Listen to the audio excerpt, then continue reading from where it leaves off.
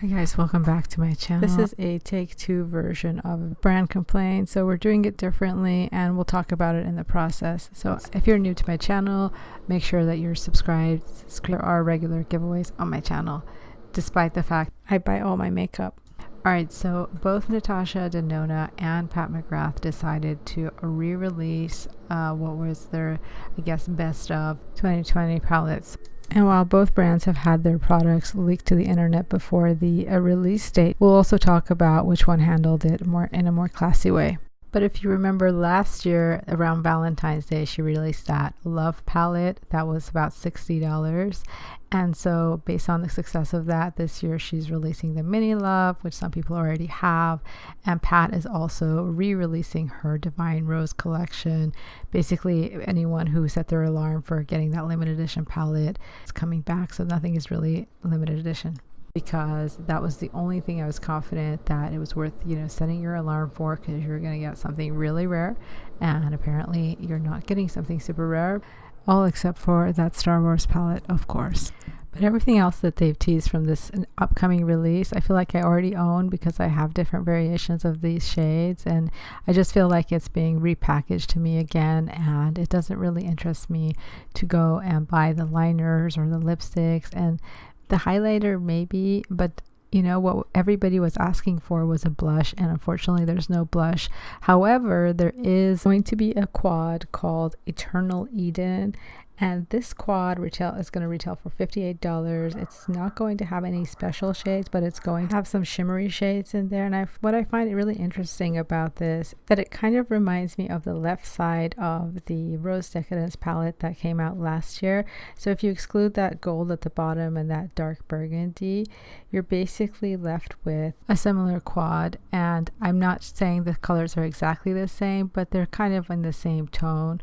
So if you already have these colors in your collection, it may not be worth it for you. What everybody was asking when that Rose Decadence was released was to just have some more elements of the rose, like the rose stem, which is kind of green, and to have like more variety, to have like a pop of green in there. But I guess maybe the reason why she's doing it is because neutrals are more attractive to larger groups of people, kind of like Charlotte Tilbury, who has multiple versions of neutral quads, and it appeals to so many people, and she can keep releasing various combinations of them. So I guess it makes sense from a financial point of view. There are endless combinations of quads that she can come up with, and me personally, I like the colorful ones. My favorite quad of hers was the Nocturnal Nirvana that came out last year, 2018, I think. That was one of my favorite palettes of hers.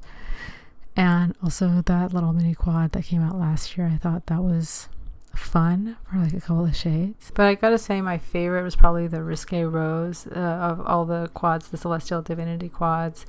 And yeah, I'm expecting that Pat McGrath is going to do way more quads now, especially, and I think she's going to go down the Charlotte Tilbury route, where it's going to be multiple versions of rose color. I know a lot of people are tired of rose color shadows. I am too, but there's still a huge market for it, and ultimately we vote with our dollars. But neutrals are never going to go away, and it's something that brands are always going to recycle. So don't expect that to go away anytime soon.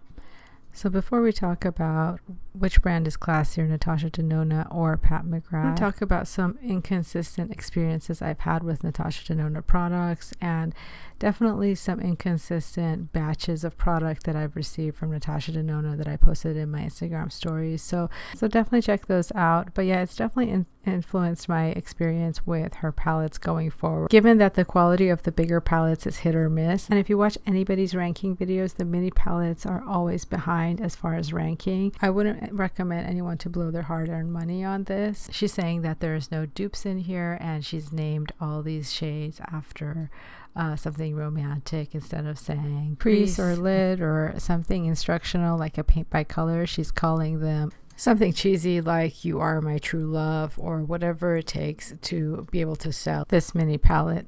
Again, at the end of the day, there's no more colors to go with. It's just different color combinations. So brands are forced to come out with new color combinations each time.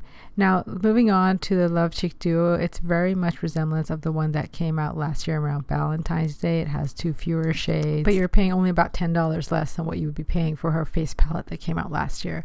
Now, as far as her lipsticks, nude lipsticks are a dime a dozen to me, and but the most important thing to remember is the pandemic isn't over and we are still wearing masks, so lipsticks aren't going to sell as much or as faster, and these palettes only have a very limited lifespan, and depending on how well they sell, the price might even go down, like the Mini Lilo or Mini Star. So it's actually pretty long for usual NATASHA DENONA products. They usually last for like 12 months, so it's just something to consider in the middle of a pandemic.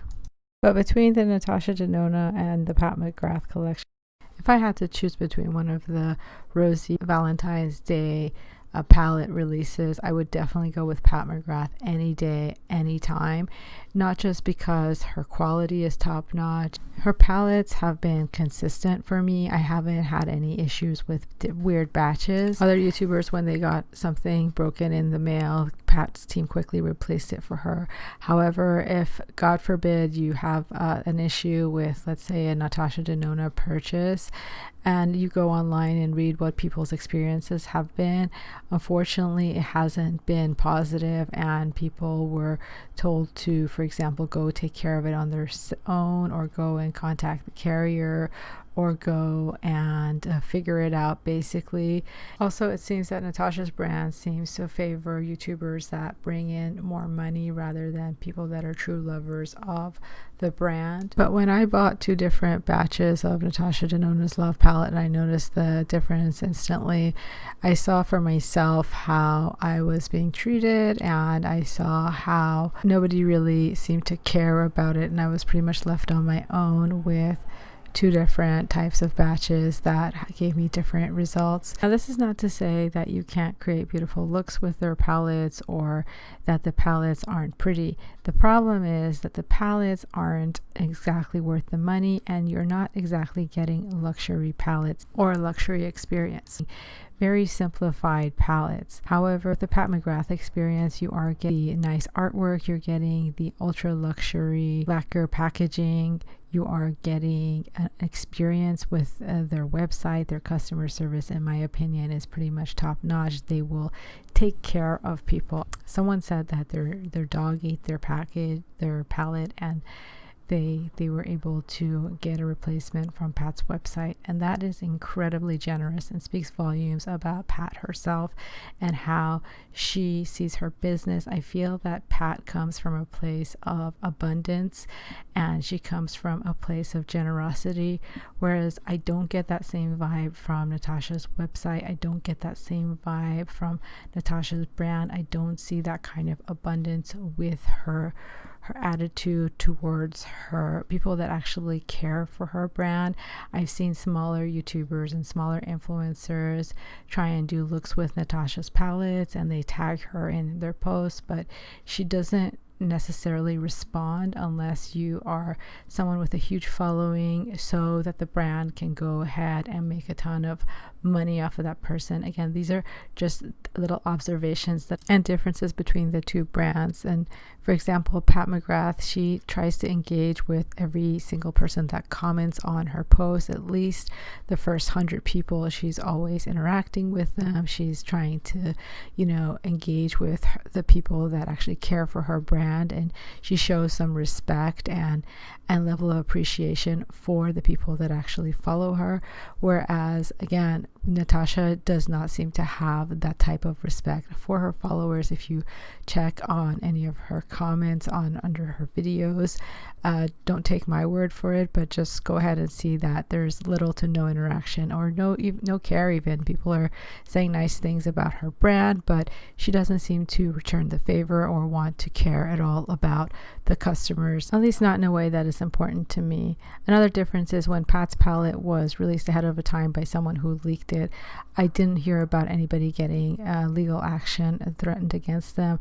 Instead, I heard that the release date for that palette was just moved forward, and it was released ahead of time. Whereas without revealing too much, all I can say was the opposite scenario when the other party's palette was leaked. Anyway, that's all I have to say about that. And as always, thank you so much for watching. Let me know what you'll be picking up, and don't forget to subscribe, and I will see you next time.